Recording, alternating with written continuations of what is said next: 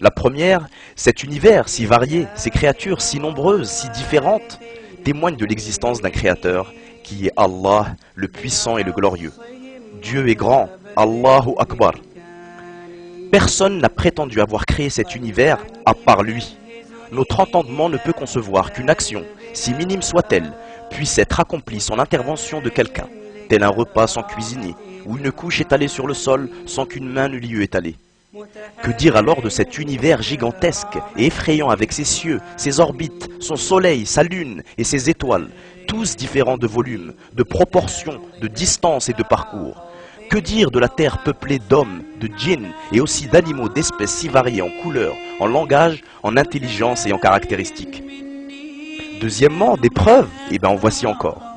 La parole de Dieu, qui nous est dispensée, que nous lisons, méditons et comprenons, c'est une preuve de l'existence du Créateur, car il est inconcevable qu'une parole existe ex nihilo, de rien. La parole de Dieu témoigne donc de son existence, surtout qu'elle renferme la loi la plus solide et la plus sage que l'homme eût connue et dont il a tiré d'énormes profits. Elle énonce les théories scientifiques les plus vraies, contient de nombreux faits historiques et de prophéties d'une authenticité remarquable. Aucune de ces lois n'a manqué d'apporter ses fruits pendant toute cette longue durée, malgré le changement du temps et du lieu. Aucune de ces prédictions n'a failli. Aucun historien n'a osé démentir un des faits historiques que le Coran a cités en détail ou auquel il a fait allusion. Une parole si sage et si vraie, le bon sens ne peut l'attribuer à un mortel, car elle est au-dessus de ses possibilités et du niveau de son savoir. Donc n'étant pas la parole de l'homme, elle est celle du Créateur et prouve son existence, sa puissance et sa sagesse. Et en troisième et dernier point, observons l'ordre minutieux des lois universelles qui régissent la formation, le développement et la transformation des êtres vivants. Tous sont soumis à ces lois et incapables d'y échapper. L'homme, par exemple, commence par être une goutte de sperme dans l'utérus. Après des stades étonnants que Allah seul est capable de réaliser, il deviendra un être parfait. Ce qu'on dit de sa création s'applique aussi à sa croissance, qui de l'enfance passe à la jeunesse, puis à l'âge mûr, pour se terminer avec la vieillesse. Ces lois qui régissent l'homme et les animaux sont les mêmes qui régissent les arbres, les plantes, les étoiles et les corps célestes. Sans dévier de leur chemin, ils obéissent tous aux lois qui les gouvernent. Si l'ordre qui les maintient vient à se rompre, c'est la démolition du monde et la fin de la vie. Guidé par de telles preuves spirituelles et logiques, ainsi que par d'autres preuves coraniques transmises, le musulman croit en Dieu, Allah le Très-Haut, en sa qualité d'administrateur de l'univers et en sa divinité envers tous les hommes. Sur la base de cette foi, le musulman adapte sa vie dans tous les domaines. Wassalamu alaykum wa rahmatullahi wa barakatuh. Allahu Akbar.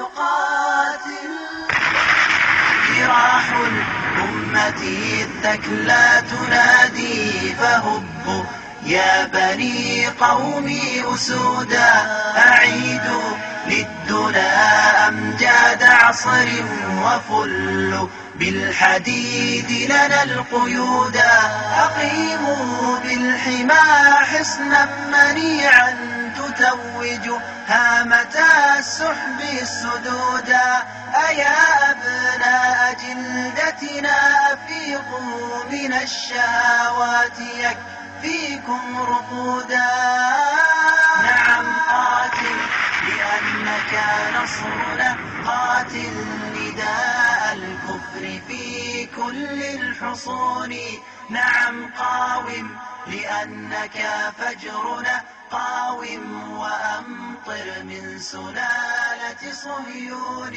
نعم قاتل لأنك نصرنا قاتل نداء الكفر في كل الحصون نعم قاوم لأنك فجرنا قاوم وأمطر من سلالة صهيون فلتقاتل فدين الله يا قوم يعاني وقد لاقى صدودا وجمودا فمن منكم يقول بملء فيه أعين الدين يا أهل الجحودا ويصرخ في ظلام الكون هيا أعدوا عدة الحق وقودا ويصرخ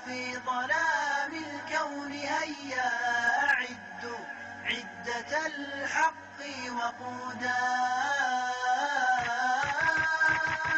نعم قاتل لأنك نصرنا، قاتل نداء الكفر في كل الحصون.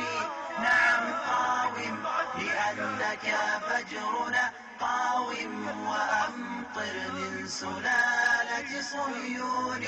نعم قاتل لأنك نصرنا، قاتل نداء الكفر في كل الحصون. نعم قاوم لأنك فجرنا، قاوم وأمطر من سلالة صهيون. فلتقاتل